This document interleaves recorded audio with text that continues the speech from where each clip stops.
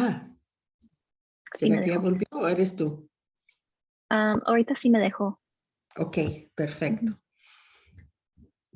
Entonces, la interseccionalidad, como ustedes saben, o espero que sepan, tiene que ver con no solo mirar al género, sino que dentro de género ver otros aspectos que aumentan la vulnerabilidad a la discriminación. Puede ser por su identidad de género, puede ser por su orientación sexual, puede ser porque tiene una discapacidad de algún tipo, puede ser por su raza, por su etnia, puede ser por su condición socioeconómica, por el lugar a donde vive, etcétera. O sea que estos factores interseccionales son importantes de comprender porque significa que el programa o la atención que tenemos que dar, las necesidades que la persona tiene, no solo se deben a la diferencia de género, sino que tienen otros elementos, otras capas que también se les tiene que dar atención.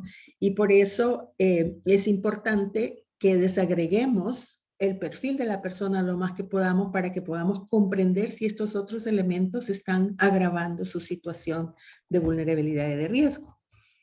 Así que quisiera que me dijeran, ¿qué entienden ustedes por interseccional? Cuando hablamos de análisis interseccional, ¿qué es lo que ustedes comprenden? Para ver si estamos en la misma pantalla. A ver, quiero ver en el chat. Hay nuevos.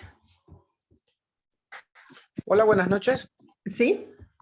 Buenas noches, Carlos Reyes, de la Procuraduría de Derechos Humanos. Mucho gusto. Gracias igualmente, gracias por el Zoom de esta noche, me parece bastante interesante. Considero que la interseccionalidad es cuando existen varios factores que pueden considerarse primero para la protección de los derechos de la niñez y la adolescencia y de los grupos en condición de vulnerabilidad. Esto viéndolo desde el punto de vista de una persona que tiene diferentes condiciones de vulnerabilidad en el entorno donde se desenvuelve, donde vive. Eso por un lado, digamos desde el enfoque de protección y desde el enfoque de revisar cuáles son las condiciones que las personas tienen, por qué es que están siendo digamos, vulnerados en algún momento, que tiene esas varias condiciones. Es decir, decir que las personas pueden estar en diversas condiciones de vulnerabilidad que pueden cruzarse en algún momento y que por eso hay que proteger. Y lo otro es que la persona, por esas condiciones de vulnerabilidad, es que está siendo doble, triple y sucesivamente presuntamente vulnerada en sus derechos. Exacto, perfecto. Exacto, así que... Sí, solamente, gracias. Muy bien. Dice Senia que se le fue la luz, pero va a regresar pronto. Bien, entonces el otro tema que salió en el foro era cómo aplicamos el análisis de género a la toma de decisiones. Entonces, en este caso de hoy vamos a tratar de hacer todo eso. Acuérdense que en todos los módulos les hemos dicho que hay dos procesos. Está el proceso de cómo ustedes como personas funcionarias tienen que analizar el caso. Primero, desafiando las suposiciones, cuestionándose a uno mismo, ¿verdad? ¿Qué traigo yo aquí? ¿Qué tipo de sesgos puedo estar aportando sin saberlo? Segundo, recolectar la evidencia y la evidencia con base al análisis de género para que la gente pueda tener mayor información sobre estos otros aspectos interseccionales que están definiendo la situación del caso. Luego viene el tercer paso, que es analizar, y ahí es donde hacemos el verdadero análisis de género. O sea, el análisis de género es este proceso de ver cómo la discriminación estructural a través de las leyes y los reglamentos está aplicando a este caso. Segundo, cuáles son los sesgos culturales, qué significa, cuáles son los roles, los estereotipos, el uso del tiempo que estamos creyendo que esta persona debe hacer, y al no cumplir con esos estereotipos, estamos vulnerando los derechos.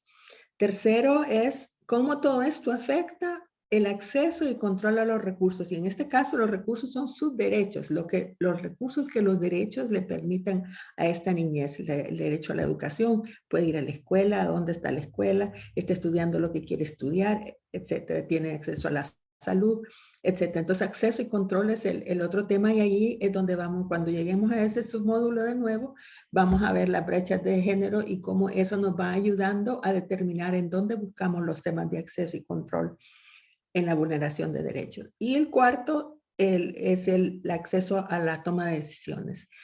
¿Participan? ¿Se les escucha a las niñas y a los niños? Cuando se va a tomar la decisión final, se le pregunta si esto es en realidad lo que está dentro de su idea de quién quieren ser y cómo quieren ser. Y una vez hemos hecho este análisis, le damos el seguimiento, la evaluación. Y en todo el proceso mantenemos lo que es la documentación. O sea, estamos recolectando evidencia, vamos documentando todo esto y lo vamos poniendo en el expediente que va pasando a las personas que toman la decisión. Y la comunicación, ¿cómo lo decimos? Es muy importante porque debemos de decirlo de la forma y con la información que necesitan las personas tomadoras de decisiones para poder respaldar la decisión que van a hacer y que esta decisión tome en cuenta toda esta información que ustedes están sacando adelante. Entonces, así es como el análisis de género viene. ¿Qué hace el análisis de género? Abre el abanico de información. Donde yo antes tenía una idea unilateral, ahora me doy cuenta de que por la interseccionalidad hay una enorme cantidad de cosas que están afectando esto y que tengo que tomar en cuenta cuando hablamos de causa y efecto y a dónde queremos llevar la protección de esta criatura. Entonces, el análisis de género pasa por este proceso, la documentación y la comunicación del expediente que va pasando a las personas que toman las decisiones es nuestra herramienta, es nuestro mecanismo de asegurar que todo esto que estamos haciendo ahorita quede registrado y que permite darle más sustancia y más evidencia al caso para que a la hora de programar se tomen mejores decisiones. ¿Cómo voy a trabajar con la familia? ¿Cómo voy a trabajar con la escuela? ¿Cómo vamos a trabajar con la misma niña o al niño? Tengo que sensibilizar de alguna manera a los que van a tomar decisiones. Las personas que están en la junta o las personas que están en el juzgado son personas que ya son sensibles y están esperando esta información. Así es como vamos a aplicarlo. La interseccionalidad funciona en dos niveles. Uno, el nivel macro, porque vemos que hay segmentos completos de la población que están sufriendo discriminación con base a ciertos factores. Generalmente la raza, la etnia es uno de ellos, y las vulnerabilidades que ya tomamos en cuenta todo el tiempo, como es el género, la orientación sexual, la identidad de género, la discapacidad, ya sean físicas, auditivas, visuales, mentales. Todos esos aspectos son normalmente llevan a otro nivel de discriminación. Entonces, hay segmentos completos de la población, podemos decir, tal porcentaje de la población sufre de discapacidades. Entonces, yo tengo que analizar con interseccionalidad cuáles son estos segmentos y a dónde aplique el que estoy usando. Pero a nivel individual, y que es en donde ustedes lo encuentran, ustedes en su trabajo, cuando les llegue el caso de un niño a un niño, es a nivel individual en donde están usando la interseccionalidad, porque quieren ver cuáles son las características demográficas, sociales, económicas de esta persona, para ver cómo esto está incidiendo dentro de la forma en que se vulneraron sus derechos y también cómo vamos a remediar esto. Entonces, entendamos que la interseccional, así como las brechas de género, se utilizan a nivel macro, y las brechas de género, más bien es difícil usarlas a nivel individual. Esas se utilizan en situaciones grupales. Pero la interseccionalidad funciona a nivel de políticas y a nivel individual. Ahora, el caso de hoy es un caso real. Este caso nos lo dio gracias a los esfuerzos de una jueza de género que nos lo pasó para que pudieran, durante estas sesiones de Zoom, tuvieran ustedes la oportunidad de trabajar con casos reales y ver cómo los abordarían. En este caso, hablamos de una niña de 13 años que sufrió violencia sexual y la medida de protección en la que estaba en este momento es en acogimiento institucional. Entonces, ahora le quisiera pedirle a alguien que nos lea el caso. de Jocelyn Stephanie. ¿Quién quiere estar de voluntaria o de voluntario?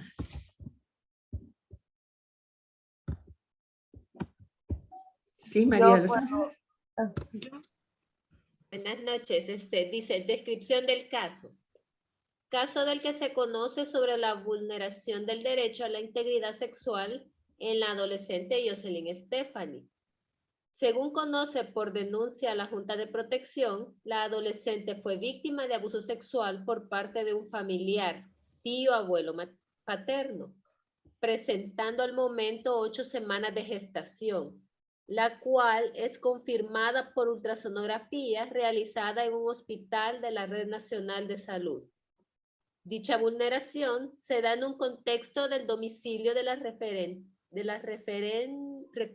referida adolescente, donde se encontraba viviendo bajo los cuidados de la abuela paterna, una persona adulta mayor. Reside con la señora desde que tenía 7 años de edad, siendo el progenitor el proveedor de lo material para la subsistencia. En su condición de salud, la adolescente presenta discapacidad visual. Okay. Situación actual, bajo medida de colocación familiar con tía paterna. Proceso penal en contra de agresores. Papá bajo investigación. En seguimiento, la adolescente solicita estar con la abuela y denuncia que la actual cuidadora la quiere despojar de su hijo. Ok. Así que este es el caso. ¿Cuáles son los factores de interseccionalidad que vemos en esta niña? Primero, ¿cuál es su sexo?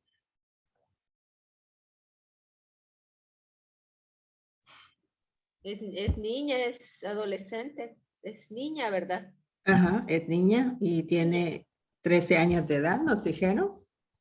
O sea que es una recién adolescente.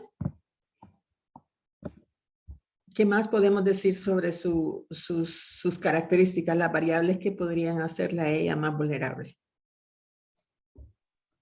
Su connotación de tener discapacidad visual, tiene una discapacidad de ella. Exacto. Entonces aquí tenemos que encima de eso tiene esa vulnerabilidad, discapacidad visual que la hace más propensa a no poder defenderse en caso de acoso. La condición del embarazo. La condición del embarazo es un riesgo bien alto para la adolescente. Sí, y a los 13 años, ¿verdad? Entonces todos estos factores van sumando los niveles de vulnerabilidad que ella tiene. Entonces, ¿cómo vamos a analizar este caso? ¿Por qué hacer un diagnóstico con análisis de género, verdad? La idea es que nos va a poder permitir reflexionar y tratar de contribuir con las reflexiones a mejorar la atención. Siempre nos referimos a la desigualdad. En este caso estamos hablando que tiene desigualdad porque tiene discapacidad visual, porque es una niña, porque también no está viviendo con papá y mamá, está viviendo con la abuela, ¿no? O sea, no vienen en un hogar, ¿cómo llamamos? Normal. Usted está viviendo con la abuela, no con el papá ni con la mamá. Y incorporará el enfoque de género a la protección de la infancia, reconocimiento de que las normas de género van a dar lugar a riesgos y vulnerabilidades diferentes para niños y niñas, cuyas necesidades y decisiones pueden, espérenme que no puedo ya ni leer yo aquí porque tengo todo esto, pueden diferir al igual de sus destrezas, conocimientos y estrategias de respuesta. Entonces, al transversalizar el enfoque de género, hay que considerar estas otras características y atributos. ¿Qué hace que esta niña sea más vulnerable que un niño de la misma edad en la misma situación? ¿Cuál es la diferencia de género aquí? ¿A qué está expuesta ella más que un niño en la misma situación? ¿Alguien quiere decir? A ver, el chat dice, tenemos una adolescente embarazada víctima de violencia sexual y discapacidad visual. Ajá, la persona vulneradora es un familiar y ante esto es más vulnerable porque, claro, esta persona está Entonces hablamos aquí, los factores de interseccionalidad tiene discapacidad visual, sexo, edad, discapacidad visual. Adolescente embarazada. Ok. Es menor de edad y en estado de abandono. Exacto. Y está viviendo, persona vulneradora es un familiar. Entonces. Me gustaría ¿Sí? compartir un poquito, si me permiten. Consultaba, ¿verdad? Más bien ponía sobre la mesa la interrogante de qué es lo que hace diferente a un niño que probablemente tenga esa misma discapacidad, esté en la misma situación de abandono y que pues también pudo haber sido víctima de violencia sexual, pero qué es lo que la hace a la niña precisamente más vulnerable. Y pues esto radica en el sistema real, en la formación que nosotros tenemos, en que culturalmente las mujeres hemos sido expuestas a mayor nivel de sexualización independientemente de nuestra edad, que si una niña se pone un shortcito cortito, pues ahí le andan diciendo incluso los mismos papás, ¿verdad? Deja de ponerle esas ropas a la niña porque anda provocando, y puede ser una niña que en ningún momento va a tener la intención de andar provocando a nadie. Y es porque culturalmente nos han crecido así y hemos establecido esos paradigmas, hemos establecido esas formas de actuar y en que las mujeres son mayormente sexualizadas y los hombres no lo son, sin importar la edad, sin importar las condiciones, sin importar lo que hagan.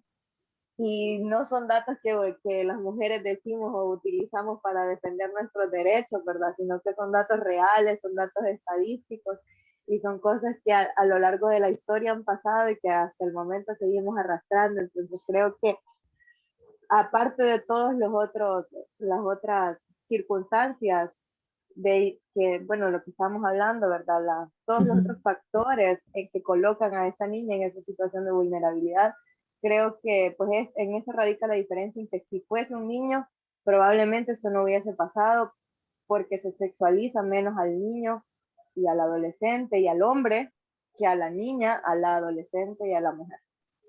Tiene toda la razón y creo que es importante, cuando hacemos un análisis de género tenemos que saber que es muy importante que detrás de todo vivimos en una cultura que querrámoslo o no, es una cultura machista en donde parte de los roles de la mujer es ser un objeto de sexo. O sea, la mujer es quien va a dar a luz, la mujer es quien debe ser sumisa, o sea, en ese sentido, desde el principio ya entra ella con un nivel de vulnerabilidad mayor que los niños, aunque los niños también son sujetos más que los adolescentes y los hombres, la niñez, los niños, varones, también comparados con los otros varones de mayores edades, también tienen un nivel mayor de riesgo de sufrir acoso sexual. ¿Verdad? Como encontramos, porque están desprotegidos y porque personas que también tal vez son aberrantes van detrás de los niños. Pero en la situación normal de nuestra cultura, el sesgo cultural en nuestra cultura, no solo en nuestro país, pero toda la región y todo en el planeta, creo yo, pone a la niña en una situación de riesgo. Así que desde el inicio, por la cultura que tenemos, la cultura machista en que vivimos, las niñas siempre van a estar a un nivel de riesgo mayor que los niños porque se permite, está permitido hasta cierto punto que ellas sean objeto de acoso. Entonces ese es el primer nivel de riesgo que ella es.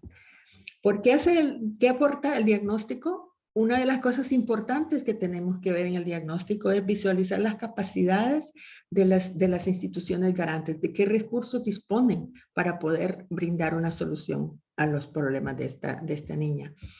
Abre la perspectiva a todos aquellos implicados en la elaboración de las políticas en las diversas situaciones y necesidades de las adolescentes. Aquí, la evidencia que ustedes recogen, la evidencia que ustedes ponen en los expedientes y la evidencia que ustedes ponen en artículos que escriben con base a lo que van encontrando, permite que quienes hagan políticas y programas en otro nivel ya más arriba del operativo puedan darse cuenta cuando hacen sus diagnósticos de a qué se están enfrentando y por lo tanto qué tipo de programas deben de favorecer. Entonces es importante también que más allá de lo operativo y de resolver un caso, cuando lo vamos sumando y vamos encontrando que esto lo vamos encontrando en uno y otro caso, podemos ya ir pasando este tipo de evidencia a los niveles que hacen política.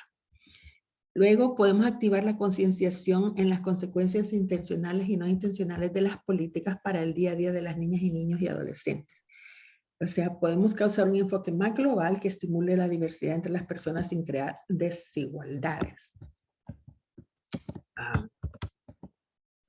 Entonces, ahorita, empecemos por ver la parte normativa en el diagnóstico. ¿Cuáles son los derechos que se han vulnerado en esta niña?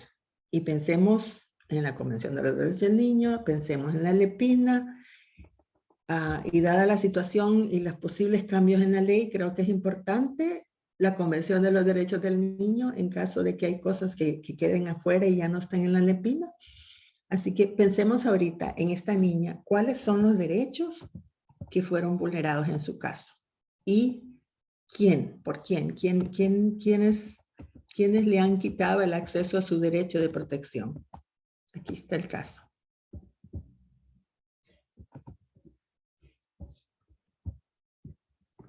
¿Quién quiere empezar? El primero que está aquí, la tipología, nos lleva al cuál es el derecho que se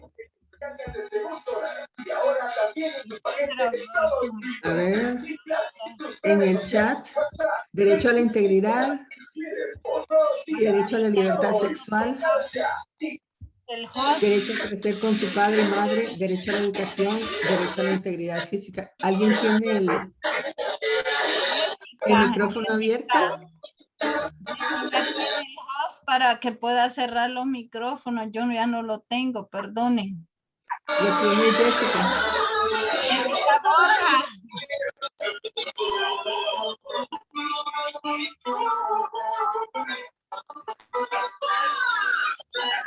Ana Isidra puede poner mute a su micrófono. Gracias. Ok, gracias. Bien, en el chat tenemos aquí muy buenas respuestas. Entonces, tenemos vulnerado el derecho a crecer con su padre y madre, derecho a la educación, derecho a la integridad física, y antes de eso habíamos dicho derecho a la libertad sexual, derecho a escuchar su opinión, derecho a la protección. Bien, un mensaje, integridad física y emocional, derecho a la salud, derecho a crecer con su madre y su padre. O sea que tenemos una gran cantidad de derechos que han sido vulnerados en esta niña. Entonces, ese es lo primero que hacemos entonces en la parte normativa. ¿Cuáles son los derechos, cuáles son las leyes a las que nos podemos referir para proteger y para defender el caso de esta niña? Los segundos son los sesgos culturales. ¿Por qué ocurrió? ¿Cuáles son los prejuicios de género e interseccionales que están vulnerando los derechos de esta niña?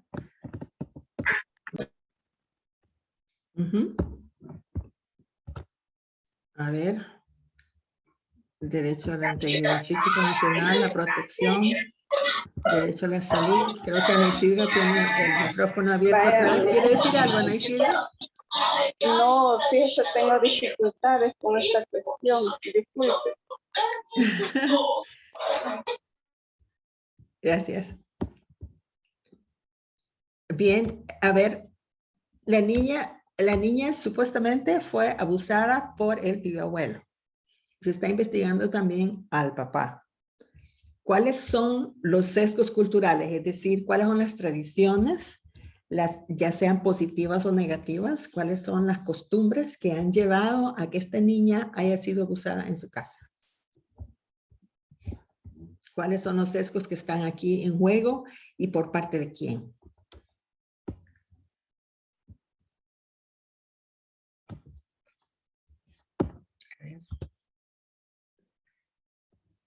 Salud psicológica, emocional. No. Sí, José Luis, derecho a la protección, educación sexual. Sí, todos estos son los derechos, tienen toda la razón, todos estos son los derechos que han sido vulnerados. Pero, ¿por qué ocurrió?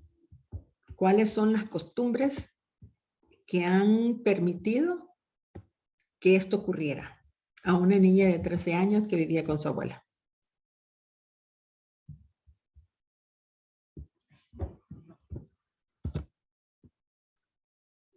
A ver.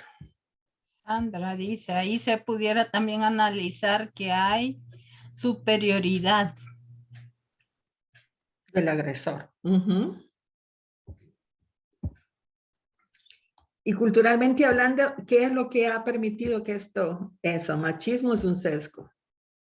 Costumbre, ambientes, normativas, te están contestando, aprovechando.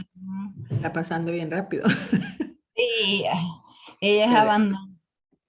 Discapacidad que aprovechan de la vulneración, machismo, falta de moral, además lo naturalizan. El machismo, poca educación sexual, posición de poder del agresor. Todas van orientadas en ese sentido. Y yo creo que la parte de ambientes normalizados es importante que lo entendamos, porque tanto las personas vecinas, las personas que viven en el mismo hogar, no lo ven o no lo quieren ver.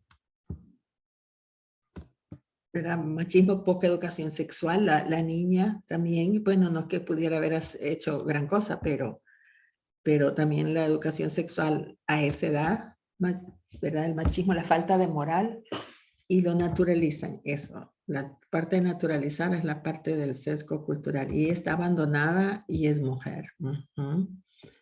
Por tener una discapacidad se aprovechan de la vulneración, sí, porque se considera débil, sumisa y desprotegida a la adolescente. La dependencia económica, eso generalmente hace que quienes cuidan a las niñas le hagan el ojo pacho.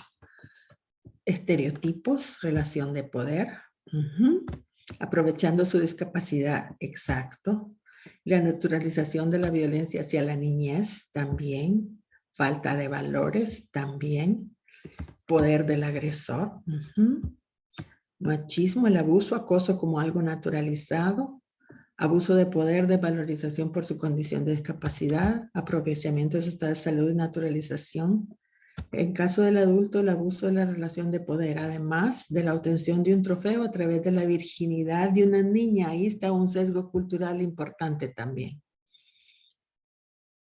Catalina Gómez, desprotección familiar de la niña, sí. Una cosa que sí quisiéramos compartir con ustedes en el caso de la niñez con discapacidad, en una ocasión pudimos hacer grupos focales con organizaciones de personas que cuidan a niñas con discapacidad, y nos indicaban que las niñas y los niños que son sordos y las niñas y los niños que tienen discapacidad visual están más expuestos a este tipo de acoso sexual por la misma discapacidad. No ven a la persona que viene o no escuchan a la persona que viene, y tampoco en el caso de las niñas sordas son las las niñas y los niños sordos son los más vulnerables, porque tampoco pueden gritar ni decir nada. Entonces, en estos casos, cuando trabajamos con niñez que tienen este tipo de discapacidad, tenemos que investigar más allá de lo que creemos, porque generalmente son sujetos de abusos y no pueden decir nada. No saben ni siquiera que lo que les está pasando es algo que no debería de estarles pasando, porque no saben tampoco cuáles son sus derechos, ni que lo que está ocurriendo es un abuso y que no debería de ocurrir. Entonces, aquí tenemos una serie de cosas. ¿Qué implicaciones tiene todo esto que no estamos viendo en términos de qué hacer para reducir estos sesgos culturales en el caso? Cuando la niña quiere tener su bebé, obviamente, porque está temorosa de que la persona que la cuida quiere quitarle a su futuro bebé. ¿Cómo tomamos en cuenta estos sesgos culturales para resolver el caso? ¿Qué podemos hacer para a dónde va a regresar la niña? ¿A dónde, qué hacemos con su familia? Tomando en cuenta la cultura del ambiente en donde vive. Bueno, en el chat siguen comentando de los derechos, pero la pregunta tuya es ¿qué hacer? Ajá. ¿Qué hacemos para cambiar esa cultura? ¿A quién tenemos que cambiarle la cultura? ¿Cómo vamos a protegerla más? Porque esos sesgos culturales no van a cambiar y ahora que ella ya fue sujeto de un abuso, podría volverse atractiva para más abusos.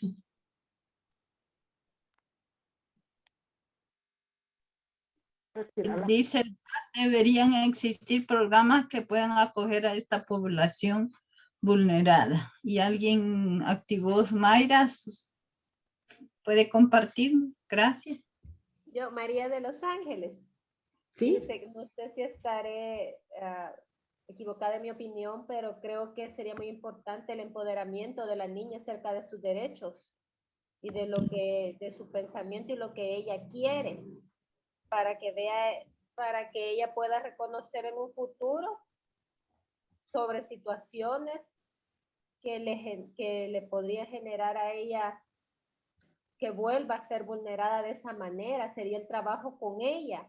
Y la sensibilización con la familia que la va a acoger de todas las situaciones que han pasado, de tratar, yo sé que es bien difícil el quitar patrones culturales, religiosos que pesan bastante acerca de estos temas, pero para mí es el trabajo fuerte con la adolescente sería para que ella tuviera ese empoderamiento y no como tener ella el valor, digámoslo así, de poder como detener cuando una persona o ella pueda visualizar cuando una persona se le está acercando para poder volver a hacer lo mismo. Ese sería lo que yo podría aportar. Excelente, que pueda identificar el riesgo y que sepa qué hacer o a quién llamar o cómo defenderse del mismo, ¿no? No puedo usar esto. Bueno. ¿Sí? ¿Quién habló? ¿Tiene micrófono? No, ya lo apagó. En el chat dicen, Ana, hay que trabajar el empoderamiento de niños, protección de sus derechos. Raquel García, cómo cambiar esta cultura, trabajar con las víctimas en la superación de trauma, trabajar con la familia, fortalecer sus redes de apoyo a fin de no reincidir como víctima de abuso. Solo eso. Sí. Importante las redes de apoyo, ¿no? Y trabajar con la familia, pero las redes de apoyo alrededor de la familia, importantísimo, ¿no? Sí, Alejandro. Alejandra Cruz. Tiene la mano Sí, levantada. sí, yo quisiera decir algo y es que en estos casos, en este tipo de vulneraciones, es muy, muy frecuente que se dé una revictimización porque creo que eso sería una parte importante, ¿verdad? El trabajo de la superación de lo que ha vivido, el empoderamiento y el fortalecimiento de algunas capacidades, la promoción de algunas otras herramientas, etcétera, pero tratando de evitar la revictimización, porque a veces en el proceso de mejorar, en el proceso de empoderar, convertimos a esta persona, en este caso a esta adolescente, en una eterna víctima.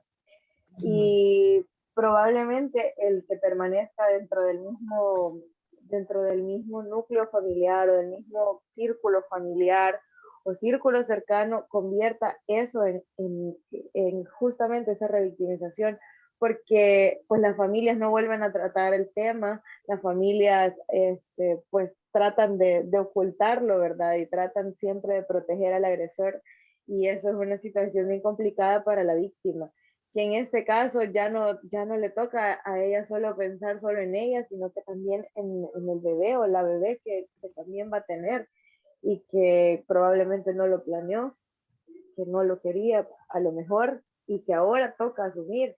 Entonces es una situación bastante difícil porque tratar de trabajar a las familias es tratar de hacer que la gente piense de forma diferente, ¿no? Y que todo esto es un proceso que no va a cambiar de hoy para mañana, pero que la niña va a permanecer ahí hoy. Entonces creo que el problema es muy profundo, pues, y que la solución no es tan fácil y que la solución no es inmediata. Entonces, eso. Sí, la otra cosa es que la niña tiene 13 años, apenas está empezando su vida. O sea, si acaso habrá llegado al 6º grado, si no, o sea, no iba retrasada, todavía tiene toda una vida por delante, ahora con una criatura además. Entonces, tiene todo un futuro que planificar, tiene condiciones cuando hablamos de los intereses prácticos y los intereses estratégicos de esta niña. Tenemos que pensar que tiene que prepararse para su vida futura y la de su criatura. Entonces, ¿cómo vamos qué clase de medida vamos a poner para que ella pueda, por un lado, solventar su situación inmediata, pero por otro lado, no comprometer las necesidades que tiene de educarse, de empoderarse, de poder salir adelante cuando tiene toda una vida para la que prepararse? Así que en esa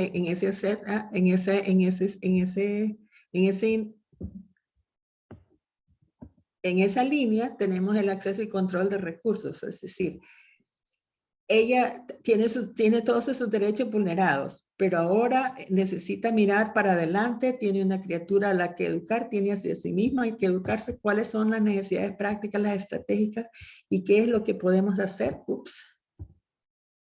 para que ella no comprometa sus intereses estratégicos por solventar el momento presente. ¿Qué piensan de esto? ¿Cómo se maneja esto?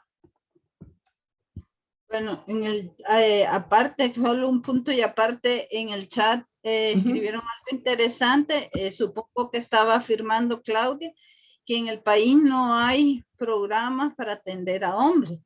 Ustedes mejor que nadie pueden decirnos si esto es cierto o no. Bernabé tiene la mano levantada. ¿Sí, Bernabé? Sí, es que estaba pensando en la situación bien complicada que vive la niña. Porque, o sea, por un lado, y creo que lo escribí en el chat, pero es un poco difícil escribirlo como junto. Bueno, para mí. Porque por un lado hay que pensar en la prevención de este tipo de situaciones. No puede suceder, no puede o no debería seguir sucediendo. Y lo otro es como el tema de la restitución de los derechos, porque esta niña que ha sido vulnerada en todos sus derechos, y ya había la lista ahí de todos los de los derechos vulnerados, por el hecho de estar embarazada, también es muy probable que abandone la escuela, porque además ahora va a tener un bebé y tiene que cuidar de este bebé. Entonces ahora la sociedad la obliga por una situación que la han llamado por muchas veces cultural, en el grupo, lo he oído un par de veces, está obligada a ser una adulta, y no es una adulta, es una niña. Sigue siendo una niña y debiera seguir siendo niña, solo que ahora tiene una condición complicada porque además tiene que tener un bebé, y con la condición de discapacidad que se dificulta más, y la vulneración que tiene por el hecho de que no tiene una familia es muy complicado. Entonces hay como hasta ahí haría un punto de aparte, porque luego viene un bebé que puede ser una niña o una niña, un niño o una niña, que va a entrar a este mundo en un estado de vulnerabilidad total por la condición de su madre, ya ahora es una madre soltera, menor de edad, que no puede seguir desarrollando sus capacidades y sus competencias porque tiene que ser madre. Entonces es súper complejo el caso, y en realidad Yo no pienso tanto más bien pienso que hay un montón de leyes, pero algo concreto que le dé una respuesta a la niña no existe, porque cómo la regresas con la familia donde ya estuvo y ya fue vulnerada en ese lugar que debería ser un espacio de protección. Yo creo que corresponde al Estado también hacer un análisis profundo de la situación para poder responderle a ella y responderle también a este bebé, porque el Estado tiene la obligación de garantizar los derechos a estos dos niños, porque aquí no hay, es una madre niña, entonces es complicadísimo. Yo de verdad me he dado como vuelta a vuelta pensando en la vulneración de la niña y cómo ya de entrada ya estaba vulnerado el derecho de uno que ni nace.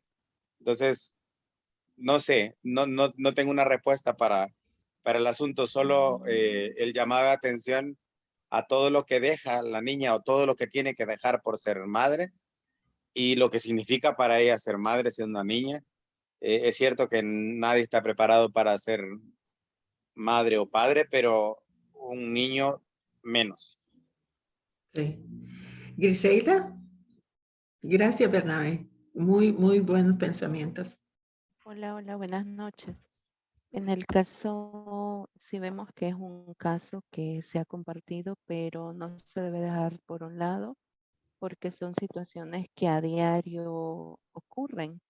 Y sí me preocupa porque siento que cada uno de nosotros como profesionales debemos tener una vista crítica, un análisis, porque muchas veces psicólogos, trabajadores sociales, jugamos un papel bien importantísimo porque somos como los ojos de las personas que dictan esas medidas de acogimiento familiar.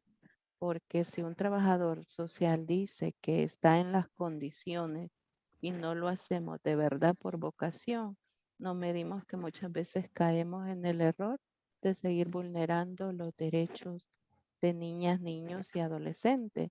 Lastimosamente ahora pues la adolescente es víctima de ese abuso de poder de las personas cuidadoras y que deberían de garantizar sus derechos, ¿verdad? Sí me preocupa y como digo, son cosas que sí no están fuera, que pasan y quizás a diario y que lastimosamente no de todos ellos se conoce, ¿verdad? Pero también es importante conocer dónde están sus padres, cuáles fueron los motivos, el por qué esta niña fue abandonada o colocada con los abuelos. Hay diferentes situaciones que vienen a vulnerar sus derechos lastimosamente. Ese es mi aporte. Ok. En el chat veo que habían comentarios bien interesantes. Eduardo Cañengue dice implementar programas de cuidando a los cuidadores en los cuales se puede concientizar las diferentes formas de detectar vulneración y cómo seguir los procesos de denuncia. Esto sería muy importante para poder reducir estos riesgos en otras niñas y niños. Bernabé dice, yo veo 3 situaciones. Uno relacionado con la prevención, dice. Luego dice, se debe trabajar en la sensibilización a los hombres a través de las masculinidades alternativas. Marisela dice, revisar la normativa, las leyes y convenciones, sesgos culturales y prejuicios sociales. Magic dice, programas de orientación para los cuidadores y más si no son su familia nuclear. Realizar campañas masivas para los adultos sobre la existencia de leyes que castigan estos hechos y concientizar a la población a aviso de estos casos. Bernabé regresa, dice número 2, vinculado a la restitución de derechos y, bueno, quedó interrumpido otra vez. Beatriz, alejar y procesar a los agresores para protección del adolescente. Sí, sería importante dar publicidad al procesar y a las sanciones que tienen agresores para que la gente sepa que esto se castiga. Ese es mi comentario. María Sarabia, sensibilizar a las niñas, niños y adolescentes sobre su cuidado y protección. Bernabé nos dice, la tercera parte es la protección del niño o niña no nacido. Rosa Virginia, no debe de abandonar la escuela, eso es importante. Sí, ese es un interés estratégico, que no abandona la escuela. Debe tener un acompañamiento psicológico, esa es una necesidad práctica inmediata, ¿no? Que debe de tener. Y debe recibir apoyo para formar y cuidar a su bebé, que es otra necesidad práctica, ¿ve? Aquí Rosa Virginia ha tomado en cuenta los intereses, las necesidades prácticas con el apoyo psicológico y el apoyo para formar y cuidar a su bebé y la necesidad estratégica de que necesita continuar educándose, ¿no? A ver, seguimos. Claudia, si no se le da la atención adecuada, se corre el riesgo de que el círculo de vulneración de derechos se siga repitiendo, ciertamente. Ok, tenemos el teléfono por si necesitamos algo. Buenas tardes, compañeras, Marco. Buenas tardes. Creo que regresamos al principio otra vez. Bien, entonces, hemos tratado ahorita de que viéramos los casos, un caso en todo su ciclo, ¿verdad? Entonces, pasamos ahora a definir los insumos que permitan proponer la forma de abordar y mitigar los efectos de la discriminación de género y vulneración de los derechos. Entonces, vimos aquí, entre las cosas que hemos leído, ¿verdad? Al final, que vimos cuáles son los derechos vulnerados, cuál es la legislación que respalda la protección de esta niña, vimos cuáles son los factores culturales, así a grosso modo, que dan lugar a este tipo de vulneración, y entonces vemos la situación de la niña y su futuro, para dónde va, cómo va a poder manejar lo que tiene, y estamos definiendo algunas ideas de cómo abordar sus necesidades prácticas de ahorita, de este momento, y cómo cuidar sus intereses estratégicos, de manera que a la hora de ir recomendando en el expediente qué se puede hacer, tenemos estas dos cosas en mente, ¿verdad? Entonces definimos cuáles son los insumos que permitan proponer la forma de abordar y mitigar los efectos que ocurrieron en esta niña. Y luego la última parte, que es participación en tomar decisiones, es preguntarle a la niña qué quiere hacer, ¿no? Y como decíamos antes, empoderarla, que pase por un proceso de empoderamiento antes de en realidad tomar decisiones ella misma sobre lo que quiere, porque mientras no sepa cuáles son sus derechos y qué tipo de futuro está abierto para ella, no va a tener una decisión informada. Ups. Bien. ¿Algún otro comentario? Yo quisiera agregar, Margarita. Dale. Cuando me interrumpieron cuando iba a participar, me quitaron mi luz.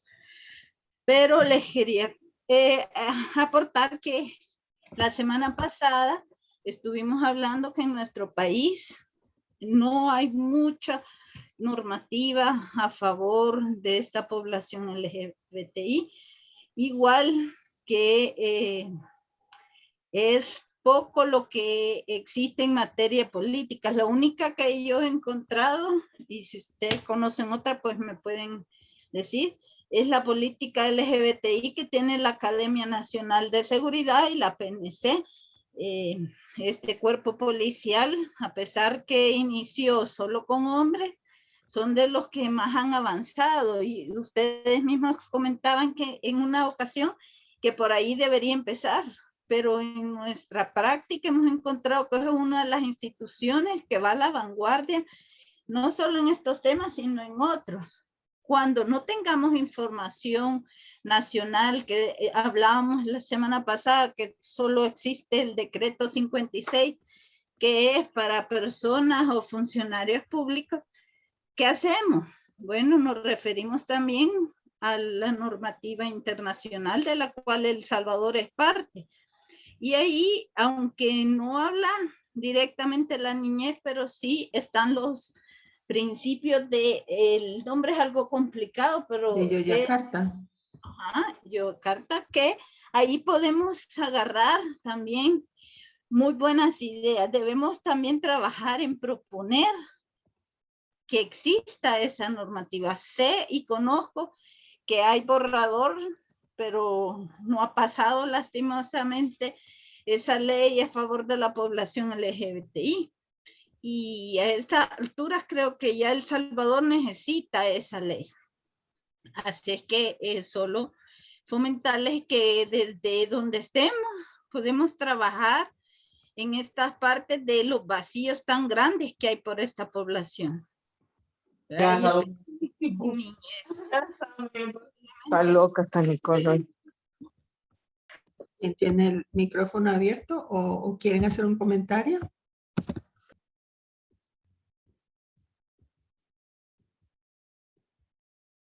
¿Sí?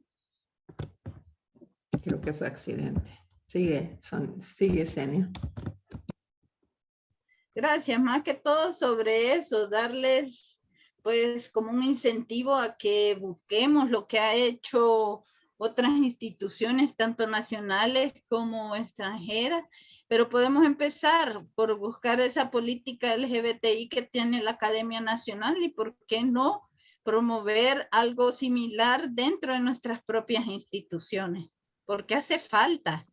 Ustedes ahí acaban de comentar, no hay programas en el caso de hombres LGBTI, pero sí hay organizaciones que se les apoya. Eso sí las conocemos, tanto para hombres, mujeres, niñez. Hay organizaciones en nuestro país especializadas en cada una de esas ramas.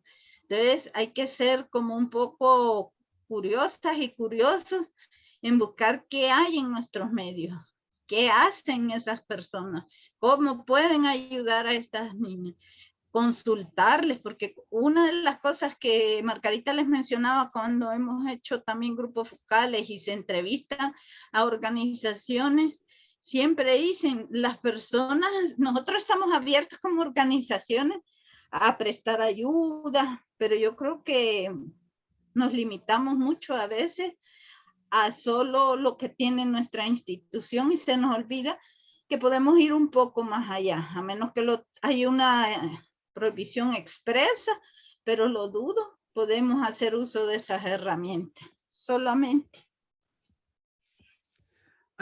Veo que en el chat habían otros comentarios, dice aquí, creo que es una responsabilidad del Estado, de la familia, de parte de Brenda Díaz, la sociedad, la protección de los niños, las niñas.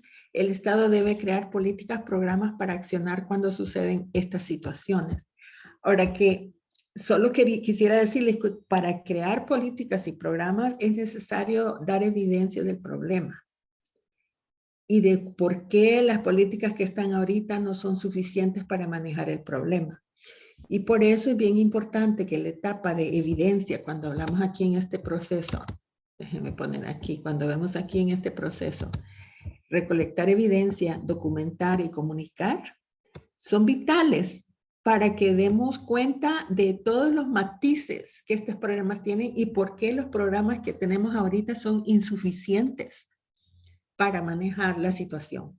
Porque con el análisis de género vamos a develar un montón de cosas que ahorita no podemos evidenciar porque la forma de hacer el trabajo no nos permite, no tiene las líneas en donde podemos insertar este tipo de información con toda propiedad. Pero con esto sí podemos. Entonces, con esto vamos a poder evidenciar información que nos puede decir cómo mejor abordar estos problemas. Pero la política viene de un diagnóstico con evidencia. Y si no brindamos esa evidencia, no vamos a poder convencer a los tomadores de decisiones de este tipo de programa de que hay necesidad de modificaciones o de reformas a lo que estamos haciendo. Eso es una cosa que les quisiera decir. Lo otro, aquí Maricela Argueta dice, el trabajador o trabajadora social es el primero que observa la dura realidad que atraviesa nuestra niñez y adolescencia. Estos problemas son estructurales. Lo difícil es cuando se pretende incorporar a la familia o a la niñez, niños, niñas y adolescentes a programas que muchas veces, ay, perdón, se me fue para arriba, que muchas veces, espérenme, ¿dónde estamos? La oferta programática solo está por cumplir algún requisito en las instituciones, pero no funcionan en la realidad o las unidades respectivas.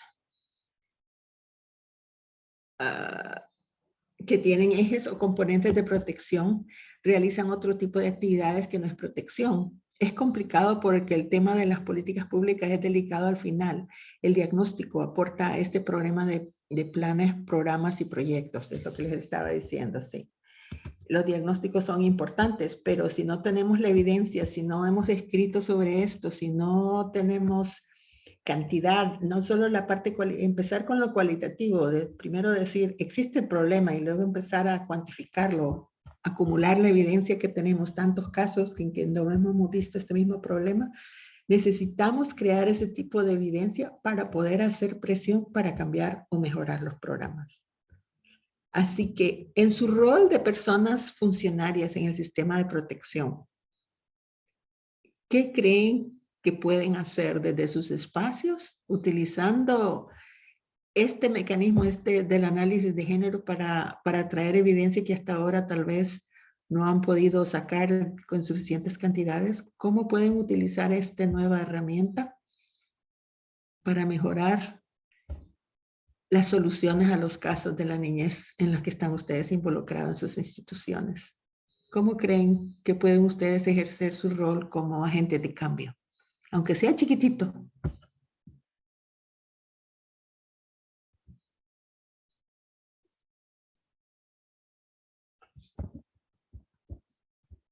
¿Qué dicen?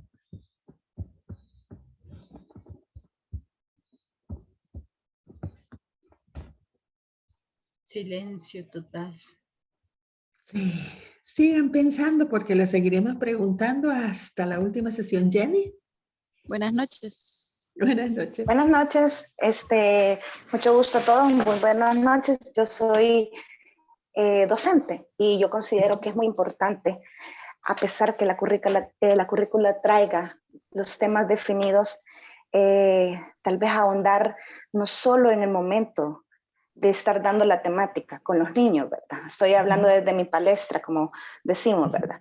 Sí. Sino que ir con juegos, ir con rimas, ir con canciones, ir con todo aquello que vaya en derechos de, es tu cuerpo, nadie puede tocarlo, tienes derechos, hacer como una compilación de todo eso para que el niño sepa y reconozca en sí cuáles son sus derechos, sus deberes, las vulneraciones y todo lo que viene añadido para que en un futuro, pues, los niños sepan y comprendan y entiendan en qué situación están. No es fácil, pero sí es importante comenzar a hacerlo desde ya. Si ya lo estamos haciendo, qué bueno. Y si no, pues es muy importante buscar las estrategias, muchas estrategias. Si no nos funcionó una, hay que buscar otra y seguir e insistir, porque si no lo hacemos, caemos en aquella desinformación. Estábamos hablando de la sensibilización de las familias. Entonces, somos nosotros como educadores o docentes los que decimos a las familias, las instruimos. A veces dicen, fíjese que mi hijo, por ejemplo, en mi caso, sucedió que a un niño le gustaba mucho una canción y se reflejaba el niño con una niña que se ponía una corona. Entonces el niño lo que hacía es agarrar una toallita y decía que ella era la princesa. Entonces la mamá, muy alertada, dijo que no se le pusiera la canción al niño porque él se sentía niña. Entonces, ¿cómo lo abordo como docente? Hay que informar, ¿verdad? Que él está viendo su identidad, todavía no la tiene marcada. No le podemos decir al niño que no experimente porque él se está formando. El niño todavía no está definido en su sexualidad. Tampoco podemos decir que el niño tiene orientaciones diferentes, no podemos encasillarlos ahí. Entonces, a la mamá hay que llevarla donde un psicólogo, a ver qué cosas hay dentro de la familia que la hacen ver eso. ¿Por qué? ¿Por qué piensa eso ella? ¿Qué sucede en la familia? ¿Qué cosas hay más profundas que solamente el hecho que el niño haga eso? Y todo eso nos va a llevar a dar un caso como en el de este día, ¿verdad? Entonces pienso yo de que desde mi palestra es buscar todas las estrategias posibles para yo mostrarle al niño que él tiene derechos, él tiene deberes, él es una persona para comenzar, porque ahí decía algo muy importante el compañero, se le está diciendo a la niña que ya es una madre, cuando realmente es una niña. Sí. Es una niña que va a criar a un niño. Entonces, esa es mi aportación. Muchas gracias. Excelente aportación y maravilloso que lo esté pensando como docente, porque las personas docentes son estratégicas y claves en la generación de nuestra futura de la niñez, los futuros adultos. Jenny, y luego, no, Jenny habló, Patricia y luego María de Los Ángeles. Patricia. Buenas noches a todos los que estamos aquí, ¿verdad? Todas las personas que estamos aquí en el chat. Pues, como es hacer un análisis de género o cómo trabajamos desde nuestro, de nuestro rincón, digámoslo, de trabajo, desde nuestro espacio, ¿verdad? Para la comunidad. Bueno, en mi opinión, el tema de análisis de género refiere a la construcción social de lo femenino y lo masculino, ¿verdad? Y a partir de sus diferencias biológicas entre estos sexos. Sin embargo, yo considero que hay mucho trabajo y no es tanto así de hacerlo con las niñas y con los niños, sino que tenemos que iniciar primero arreglando la casa, porque en mi institución, que es el Ministerio de Educación donde yo estoy en primera infancia, no quiere decir que los compañeros que estamos en primera infancia, pero yo me refiero a muchas unidades dentro del Ministerio de Educación que tenemos un problema en cuanto a estas definiciones o en cuanto a esta construcción social. Entonces, hay mucha crítica, hay mucho, generalmente los puestos o los puestos de confianza son mayoritariamente entre hombres. A las mujeres no se les da como como le dijeran, un voto de confianza en cuanto a sus aportes. No digo que sucede todo el tiempo, pero sí hay muchas compañeras que tienen opiniones, ¿verdad? Que son muy válidas o valederas. Pero yo pienso que tenemos que construir y sensibilizar desde donde estamos, desde donde iniciamos, porque tenemos un término o algo de cara a la sociedad que tenemos que trabajar con el tema de análisis de género, pero no lo estamos haciendo en casa, no lo estamos haciendo en las instituciones cuando deberíamos de hacerlo. Entonces, no vemos el tema, la inclusión o aquella unión que nosotros pudiéramos tener de vernos como seres humanos en sí y no diferenciarnos así de cuál sería el sexo débil, cuál sería el sexo o qué sería el fuerte, ¿verdad? O quién tiene mejor posición. Entonces, eso es lo que yo opino, que primero hay que ordenar y sensibilizar a nosotros, que pudiéramos hacer agentes de cambio de cara a la sociedad y que pudiéramos estar en la atención con los jóvenes, con los niños y con las niñas, incluso con las familias. Entonces, esa es mi opinión, aparte de lo que están diciendo las compañeras, que ya es el trabajo en sí directamente con las niñas y con los niños, o con los jóvenes, ¿verdad? Sí. Pero sí, a mí, yo estaría muy contenta si fuera muy sensibilizada toda nuestra comunidad, o desde el campus, ¿verdad? O desde, ¿cómo le llamamos ahí? O desde el plan maestro, donde estamos nosotros. Pero sí hay mucha tela que cortar, y me incluyo también a veces, porque a veces hacemos comentarios que son hirientes o que tal vez no nos enteramos, pero son esos patrones que quizás traemos enquistados, ¿verdad? Pero sí creo que debería de haber tanto igualdad como equidad en el trabajo, en el trato, y también la manera de tratar o de referirnos a este tipo de brechas entre la igualdad de género en la materia laboral.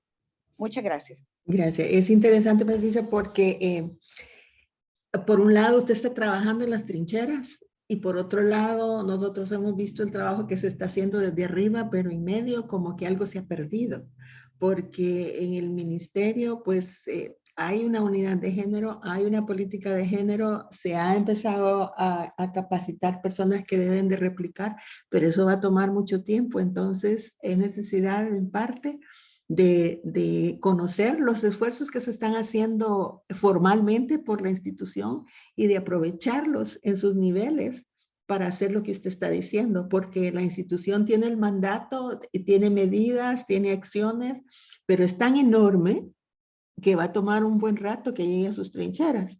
Entonces, es importante empezar a hacer el esfuerzo de tocar de abajo arriba de tener alianzas arriba para poder empezar a hacer cambios en donde nosotros estamos trabajando, pero sepa que ustedes cuentan con las herramientas, tienen una política, hay un plan de acción, hay personas que han sido capacitadas en las direcciones para bajar esta información, así que las herramientas institucionales están allí.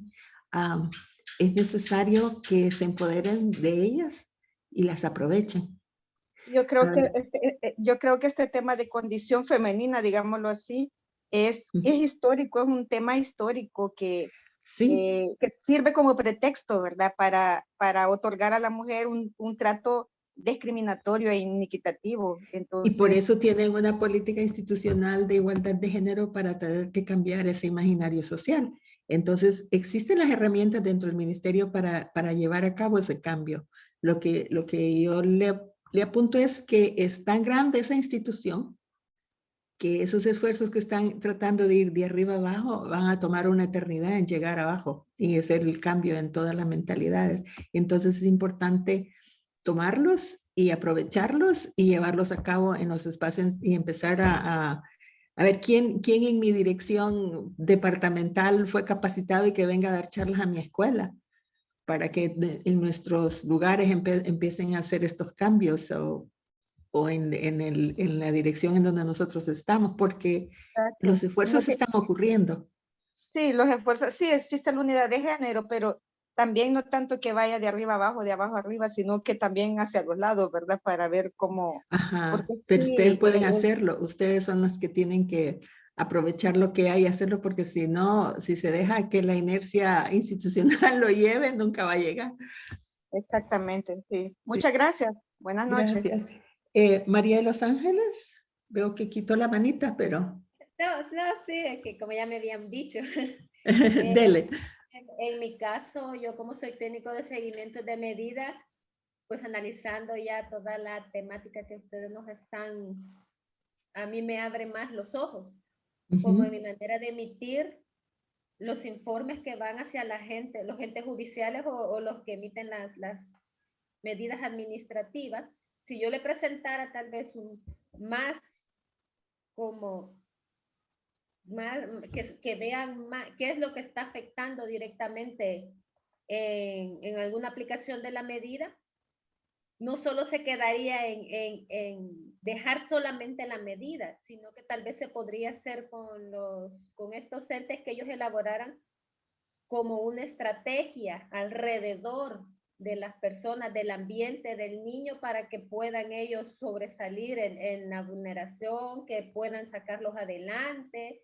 Eso me da a mí como la idea de como abrir más los ojos y poder contar todo lo que es alrededor del niño, todas las situaciones que conllevaron a esto, y así el juez o los entes administrativos tengan una visión más amplia, que no sea solo dar la medida y vayan a supervisar que el niño esté bien y ya estuvo, ¿va? Y regreso yo y emito. No, es un trabajo que debe hacerse con todas las personas del hogar, hasta con la comunidad, con todo mundo, que se haga un plan más estratégico para poder ayudar a superar la vulneración que tuvo el niño, la niña o el adolescente. Es lo que a mí me está sonando bastante. Excelente. Haga esa innovación. Eso sería maravilloso para el seguimiento de los niños. Y cuando hablamos del último paso, que es el monitoreo y seguimiento, sería, ok, ¿están funcionando estas medidas? ¿Y cuánto tiempo le voy a dar seguimiento para asegurarme de que no hay vuelta atrás? Ajá, sí, eso me está abriendo a mí bastante los ojos para el trabajo. Excelente. ¿Alguien más? Creo que había en el chat. ¿Quieres leerla, Senia?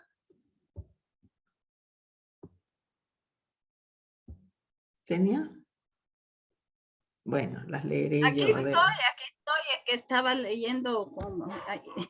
Creo que nos quedamos desde Carla Herrera y ya no habíamos leído, a las 7:51. Híjole, ya se nos hizo las 8.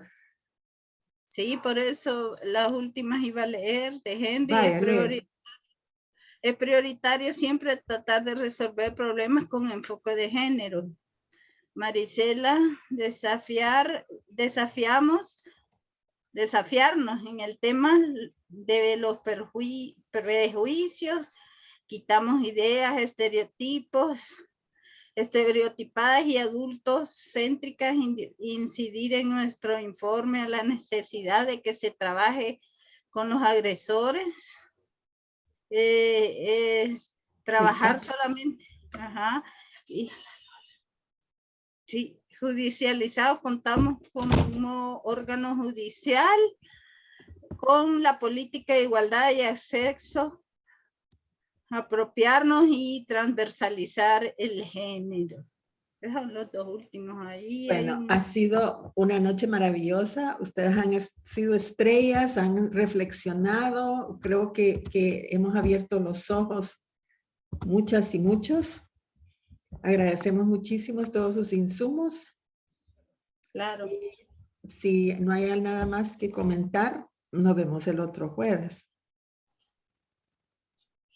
Solo motivarles que, así como la última participación, busquemos qué podemos mejorar desde nuestras funciones, ¿verdad? Ser curiosas, curiosos, qué proponer, etcétera. Y por mi parte, desearle feliz noche.